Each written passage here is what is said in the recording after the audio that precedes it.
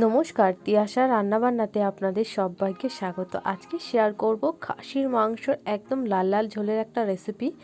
এইভাবে বানালে কিন্তু খেতে দারুণ টেস্টি হয়, আর খুব সহজভাবেই আমি রেসিপিটা বানিয়েছি। মানে এক্সট্রা কোনো কিছু উপকরণ দিইনি, কিন্তু খেতে দারুণ টেস্টি হয়। তো একদম জিভে জল আনা একটা মাটনের রেসিপি কিন্তু আজকে আপনাদের সাথে শেয়ার করব। তো তার জন্য সবার প্রথমে এখানে গ্যাস অন করে কড়া বসিয়ে তাতে একটু বেশি পরিমাণেই দিয়েছি আমি সর্ষের তেল।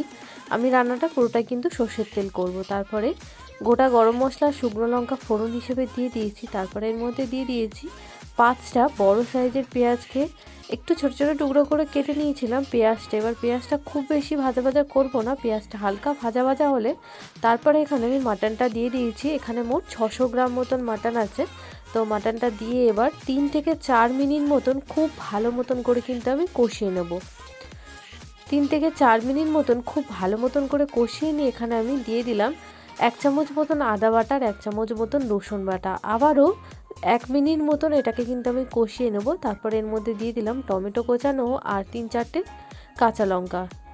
তো ঝালটা কিন্তু অবশ্যই আপনারা স্বাদ মতন দেবেন, যে যতটা পরিমাণে ঝাল খান সেই অনুযায়ী কিন্তু এখানে অ্যাড করে নেবেন।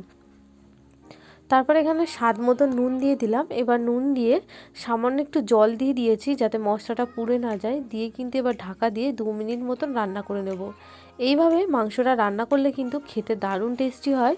ভাত, রুটি, লুচি, পরোটার সাথেও কিন্তু একদম জমে যায়। তারপরে এখানে দিয়ে দেবো 1 চামচ মতন হলুদ গুঁড়ো, 1 চামচ মতন ধনের গুঁড়ো, 1 চামচ মতন জিরের গুঁড়ো আর 2 চামচ মতন কাশ্মীরি লাল লঙ্কার গুঁড়ো, যাতে কালারটা খুব সুন্দর আসে। তার জন্যই কিন্তু আমি এখানে কাশ্মীরি লঙ্কাটা ব্যবহার করছি। এটা কিন্তু আপনারা দিতেও পারেন, নাও দিতে পারেন। একটু লাল লাল করার জন্য কিন্তু আমি এটা অ্যাড করেছি। তারপরে দেখুন কালারটা কত সুন্দর এসেছে। 3 থেকে 4 মিনিট মতন একটু কষিয়ে নেব। তারপরে এখানে আমি আলুটা অ্যাড করে দিয়েছি, দিয়ে আবারও কষিয়ে নিয়ে আমি জল দিয়ে দিয়েছি। জল দিয়ে 1 কাপ মতন জলের মধ্যে অ্যাড করে দিয়েছি।